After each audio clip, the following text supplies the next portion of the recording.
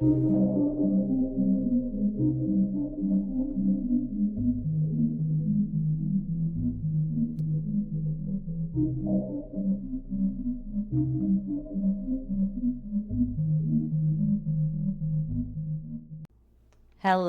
ghosties. You're listening. No, you're watching Not My Ghost. Not my problem. I'm Jen, but you know that. Yeah, and I'm Kelly. You know who we are. Yeah. No, So, I'm kidding. hi. We're here together. We are in person. exhausted. We are very tired. Very tired. It has been a very fun weekend, but a very busy one. And we are very tired. We are so tired. We're not even drinking wine. We're right not now. drinking wine. You know what we have? Water. Well, I have a Coke Zero, but I need to hydrate my body why? because we've drank a lot of alcohol this weekend. That's the truth. It is very true. And yeah, it's been fun, but exhausting. So yeah, I just blanked. I'm sorry. we do apologize for this episode if we seem out of it. We're very tired. This is our 4th episode we've recorded this weekend, and we investigated.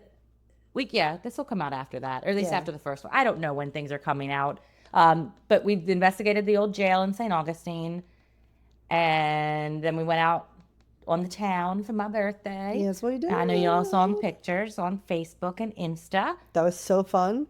It was a lot of fun, but we're exhausted, so we apologize in advance. Yep. But excuse me, burping at you guys, sorry. We wanted to make sure that we recorded a Patreon episode when we were together, because how cool is it to see us both together? Just right here. Right here. In my apartment. No screen. No screen. Where I can touch her. See? They couldn't see. My mic was in the way. Oh, well. Yeah. And I'm holding my mic because usually it's attached to my computer, but there's not enough room in my room for us both to record on video. There's so, really not. She no. makes me sit in the dog's chair when we record episodes in there. Yeah. It's Ellie's chair. And then the dog gets mad at me. She does. She's like, you're in my chair. I don't know what you're doing. Get up. Get out. Okay. Anyway, this is our February Patreon. Mm-hmm. And as you know, because it's February when you're watching it, probably. Yeah. Yeah. And we're just going to dive right in. Okay. Okay. Today, I'm going to pick my iPad up so I'm not like staring at the ground. Today, we're exploring the eerie and haunting tales of fatal attractions that didn't just end in heartbreak, but also left a trail of restless spirits. From love gone horribly wrong to obsession that spiraled into tragedy. These stories will send shivers down your spine. Grab your favorite drink. Water. It's not my favorite, but it's what I have. It's what I have right now. Get cozy and maybe keep an eye out on the shadows. Yeah, we have I blankets. have a blanket and a dog, so I'm pretty cozy. Ellie's right here. Hi. Ellie's like, hey, man, I was sleeping. Leave me alone. I'm asleep. Get cozy and maybe keep an eye out on the shadows. That's me looking at the shadows. Because you never know when a vengeful spirit might be lurking just around the corner. I don't have a lot of corners in my apartment. You really don't. It's pretty small. Do you want me to read the first one? Do you have a lot of shadows in your apartment? No, not really. No. No. I have a couple. Well, I had two Yeah. at the house. Yeah. Oh, Ellen is here. Ellen is here. Oh, Do hold you on. want to get her? Yes. Hold my mic. As if I need two mics. I think we have shown Ellen in the January one, but I'm not positive. I don't remember, but this is Ellen, if we haven't. Say hi. Kelly brought her with her to see if anything spooky would happen. Got a couple weird things, but Yeah. it's really kind of hard to say. You can set up there. Let us know if you see her do anything weird. Yeah. Okay. She's going to be watching us over her shoulders. If she like falls or something, I'm going to shit myself. Okay. Our first little story, because these are all just little stories, is about the eternal bride of the Driscoll Hotel. No, I'm burping at him. We're a mess today, We are. guys. Listen, guys, you get the Patreon, you get the bonus episodes, but you get us. You get us. 100% authentically Us. Yeah. So welcome to us. We lift the veil for you guys. We're just out here shitting for treats. That's our new catchphrase, by the way. Yeah. Let's make it happen. Yeah, we're just out here shitting for treats. out here shitting for We're just treats. surviving. We're just out here shitting for treats like everybody else. So last night, as we were getting into bed, Ellie took a shit on her, but she's puppy pad trained. So she went over to the puppy pad, which is in the corner of the bedroom, and took a shit. And it was the tiniest shit that has ever been shat by a dog. And I looked at her and I'm like, you're just shitting for treats, Ellie. Like, that's it. You just held that little tiny piece in just so you could get another treat. That was my ice maker. It wasn't a ghost. Oh, I was like, I'm pretty used to that noise. okay. So yeah, we said that was going to be our new catchphrase. We're just shitting for treats. Out here shitting for treats. And we're going to say it on the actual podcast now and not explain it to anybody. Not at all. So you guys are the only ones that are going to know. Yeah, no. Also, That's also my refrigerator. I'm sorry. I filled up my water and my refrigerator makes weird noises after I fill up my water. We should be good now. also, if you hear us mention a fly in the ointment. Oh yeah, fly in the ointment. We're not going to explain that one either. We'll explain it to you though. Yeah. So when we were out Friday night, my other bestie Kristen came, and then my neighbor Stefan, who lives here, also came with us. He was our DD. He was wonderful. He was a great job. He kept us sober. Well, he kept sober and kept us drunk. He didn't keep us sober. He kept buying us drinks. Yes. So yeah, and he is from Sweden. So sometimes, American things kind of whoosh right over him. But he was so excited because he said this phrase, a fly in the ointment. And he was so excited that he knew like an American like phrase and knew what it meant. And the three of us looked at him like it was insane because we had never heard that phrase before. Never. And he swore that we were all the crazy ones. So he bet me $5 that if we asked the bartender that they would know what it was. And the bartender was probably about my age. Yeah. Right. So I was like, yeah, I'll take that bet. So we asked, and the bartender had no idea what it was. None at all. And then he doubled down and said, okay, double or nothing. I'm going to go ask there was an older woman, probably 50s. I say older woman, that's your age. Probably Kelly's age. I think she looked a little older. Maybe a than little me. bit older. Yeah. Maybe late 50s, early 60s. And I was like, okay, yeah, go. And we asked her, and she kind of was very taken aback. But she was like, no, I've never heard that before. Never. Yeah. So he made me $10. But he also called the bartender over later and told him we wanted 3 man-eaters, which that's not a drink that exists. He just messing with the bartender. And the bartender looked him dead in his eyes, exasperated, and went, is this like a fly in the ointment stuff?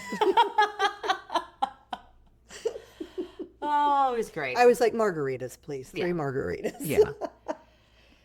So that was, a little bit. So we're going to use those 2 phrases and not explain them. We will say, if you want to know the meaning of them, go check out our Patreon. Yeah. Yeah. That's to, drive more people. Okay. Driscoll Hotel.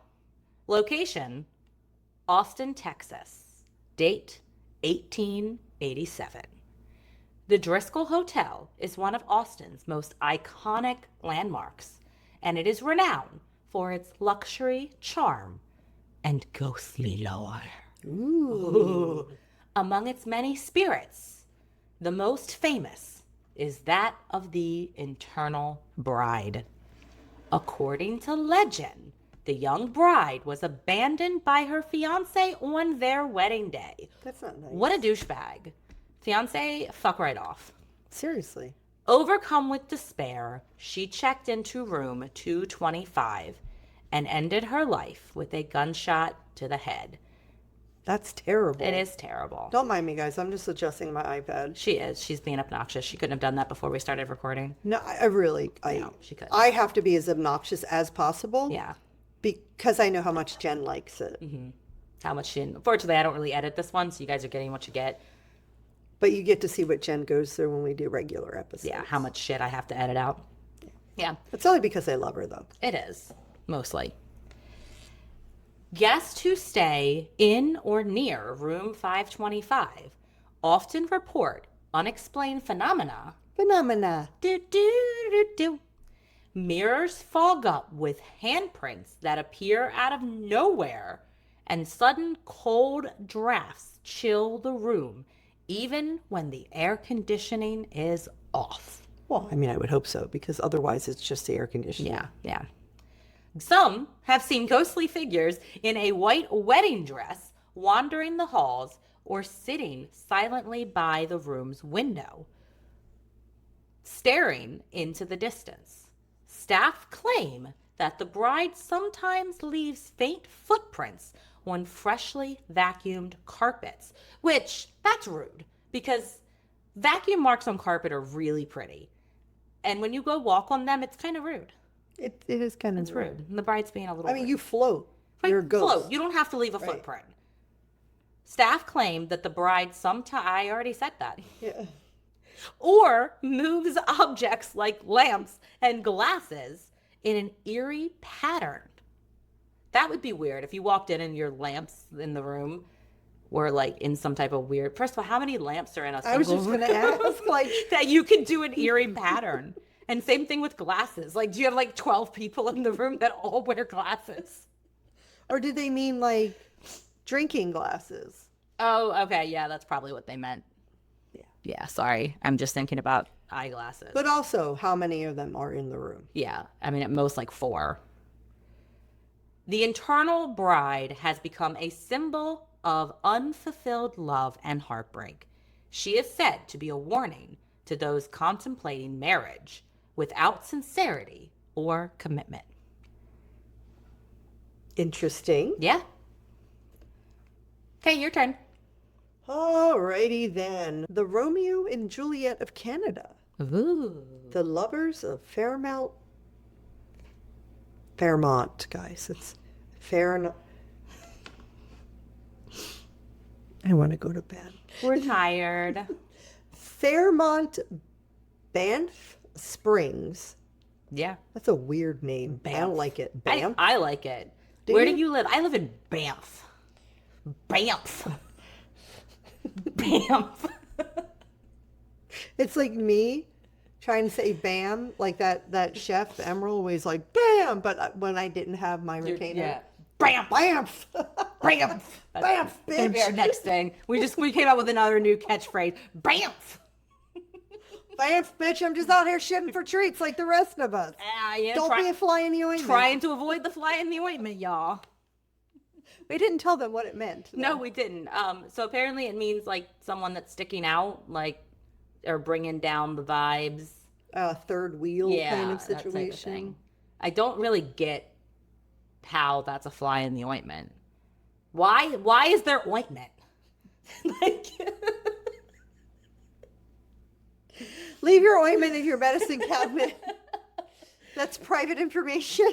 I also just want to point out that we have not had any alcoholic beverages today. None. This is not alcohol induced. This is tired induced. We are so tired we're giggly. We have a lot to do today because I go home tomorrow. Yeah. And we're just trying to get through shitting for treats. We're just shitting for treats, guys. Okay. The Fairmont Banff Springs Hotel. Bam! Bam.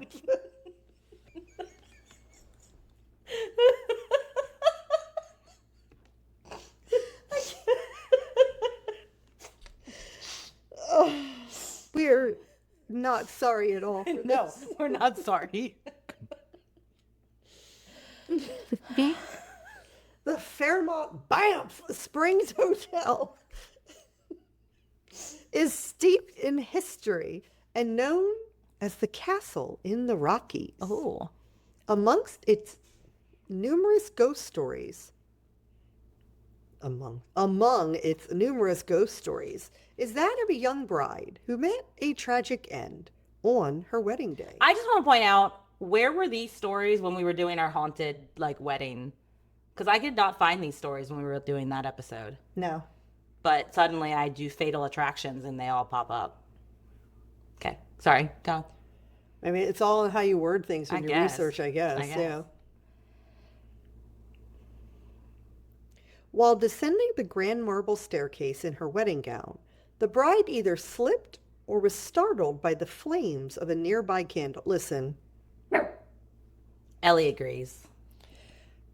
if a flicker of a flame on a candle scares you so bad that you fall down the stairs, you probably deserve to die. Yeah. She was probably just a fly in the ointment. Just a fly in the ointment. Yeah. She wasn't auditioning for treat. She wasn't shitting for treats. She thought that the treat should just be handed to her. Was that your ice maker too? No, that was the washer. Okay. This is why I usually record in my bedroom, because my apartment makes a lot of weird noises. I'd like to point out I've been here for 5 days and I do not remember hearing these noises this loud. So, okay.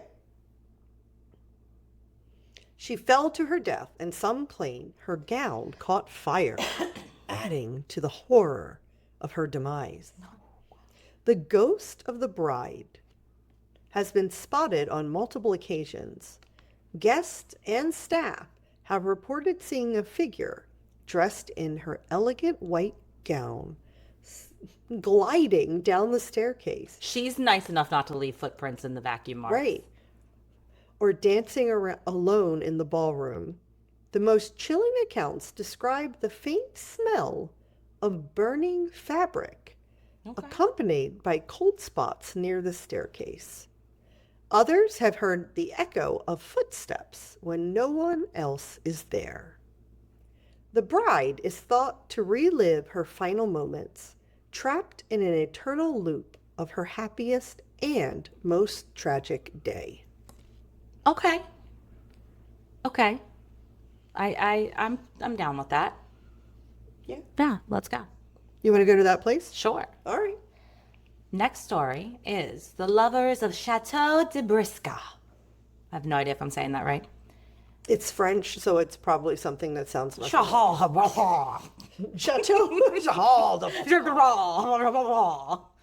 At Maine. No. The location is Maine et Loire, France. Date 15th century. Chateau de Brisca is a stunning castle in the Loire Valley, and it harbors one of France's most infamous hauntings. Jacques de Brise, the lord of the castle, discovered his wife Charlotte. Like all these French names. And then just Charlotte. In bed with another man. Gasp. In a jealous rage, he killed them both, stabbing Charlotte multiple times in their bedroom. Charlotte's spirit is known as the Green Lady and is said to haunt the castle to this day. Her apparition, often wearing a green gown, has been seen wandering the halls, her face distorted with anguish. Ooh. That's my anguish face. Visitors report hearing anguish cries and footsteps echoing through the empty corridors, particularly in the tower where she was killed. The room where the murder occurred is said to exude a heavy, oppressive energy, making it difficult for some to breathe. The Green Lady is a grim reminder of the fatal consequences of jealousy and betrayal. Her tragic story has made Chateau de Brisque a popular destination for ghost hunters. I want you to look up how to say it. Okay. Pause. We just need to know. It's gonna say exactly how I said It's it. gonna say, Here, hold my mic. the Chateau de Brisca. Okay. Get your guesses in now before Yeah. you hear it. And let us know if you were close. Of course, you can't see how it's spelled. So. You can't.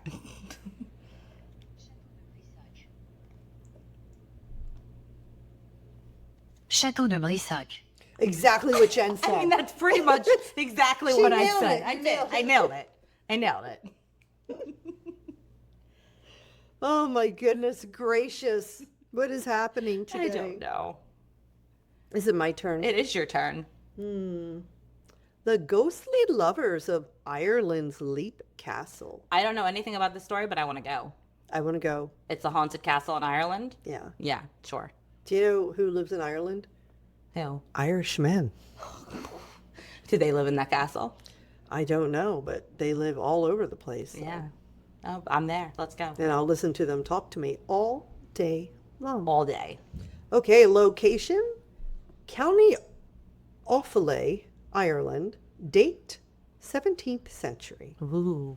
Leith Castle, infamous for its violent history, is home to a haunting tale of forbidden love.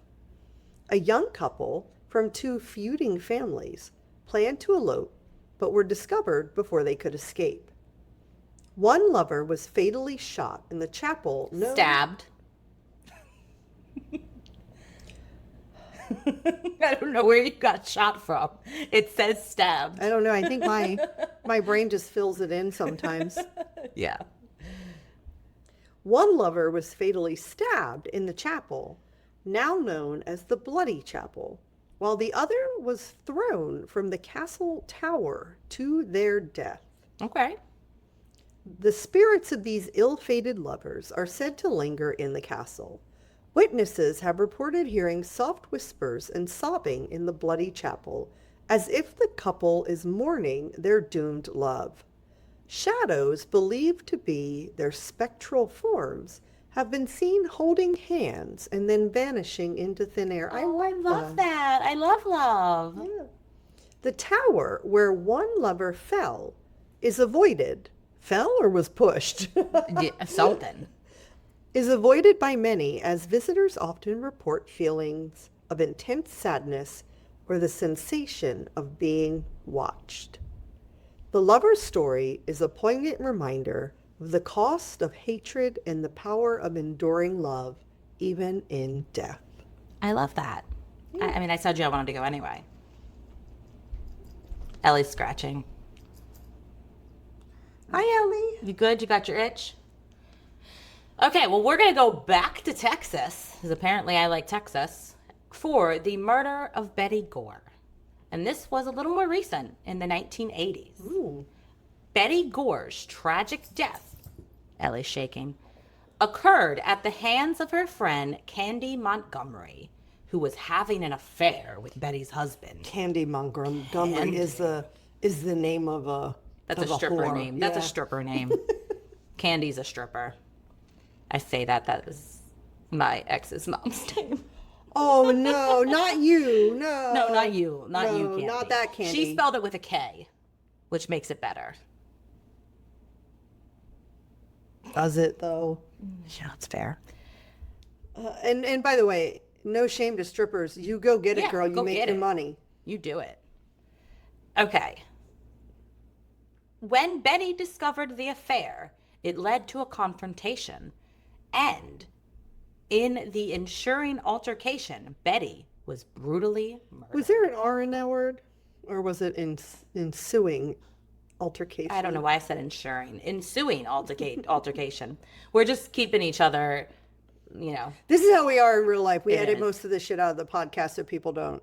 see us how Right. awful we We're actually very are. mean to each other, but it is All done- out of love. A lot of love. Yeah. Like, if I'm not mean to you, I don't really like you all that much. Pretty much.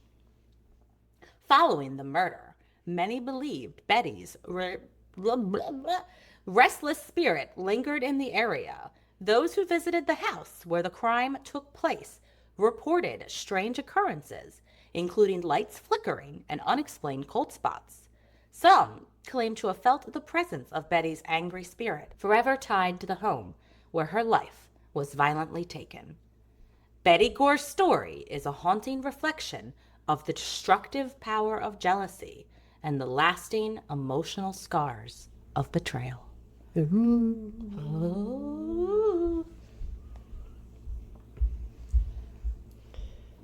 Okay, we are going to now go to Tennessee.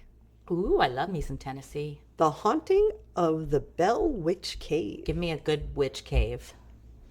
Yeah. I want to be a witch that lives in a cave. Well, you are a witch, so just go find a cave. Just got to go find a cave to live in. Yeah. Okay. So we are in Adams, Tennessee, in the early 19th century.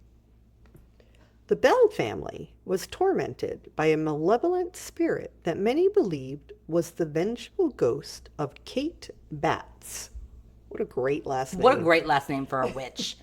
A woman who had a long-standing grudge against the family, particularly John Bell. Fuck John. He's probably a douchebag. Oh, we'll see. Or not, I don't know. I don't know. This haunting became infamous after John Bell's mysterious death, thought to be caused by the curse Kate placed on him.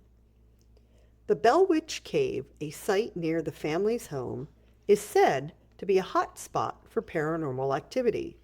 Visitors to the cave report hearing eerie voices, footsteps, echoing through the darkness, Speaking of footsteps, and cold gusts of wind. my upstairs neighbors decided to start walking.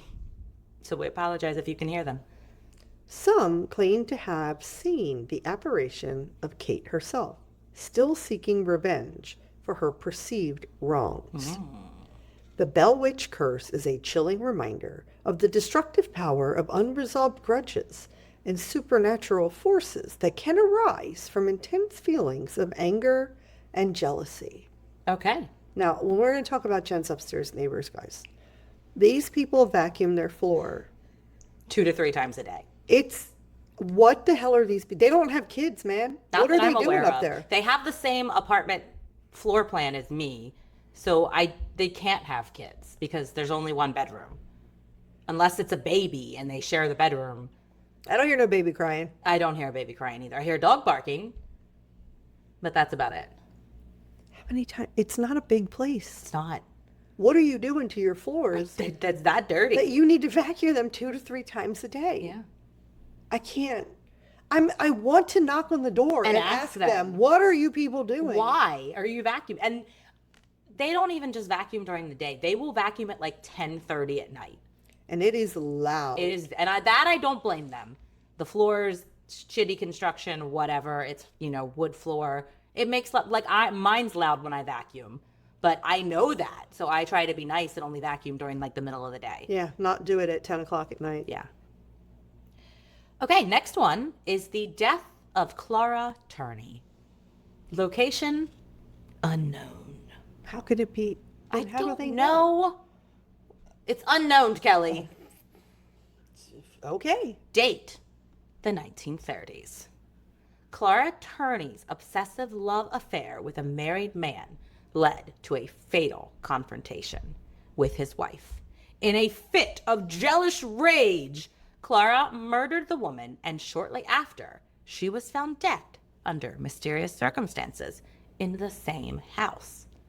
The house where these tragic events unfolded became notorious for its paranormal activity. Witnesses have reported hearing faint whispers, cold spots, and items mysteriously moving. Some believe Clara's spirit still haunts the place, tormented by the consequences of her obsession.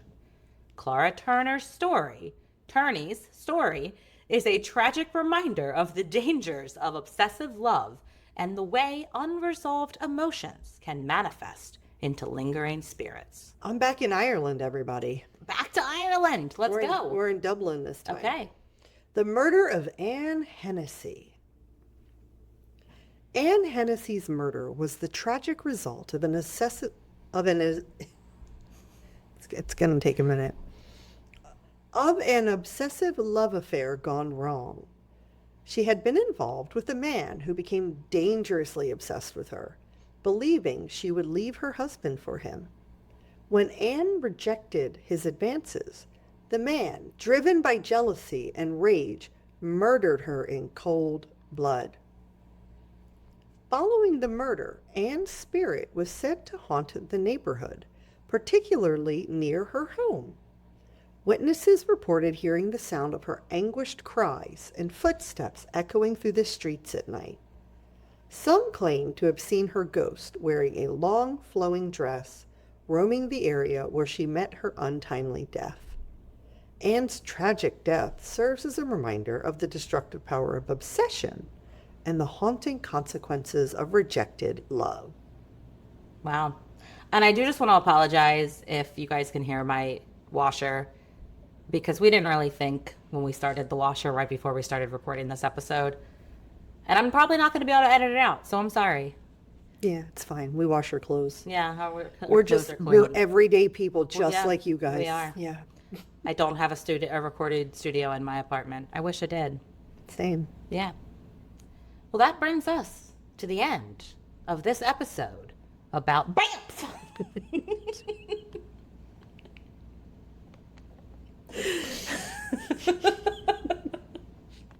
Been holding that one in, guys. I was ready for it. I just went BAMF back into the episode somewhere. Oh, the next line's me. Thank you for joining us on this deadly journey of fatal attractions. Remember, this Valentine's Day, keep this in mind. If it's not your dead lover, It's not your problem. until next time, stay BAMF. And stay BAMF.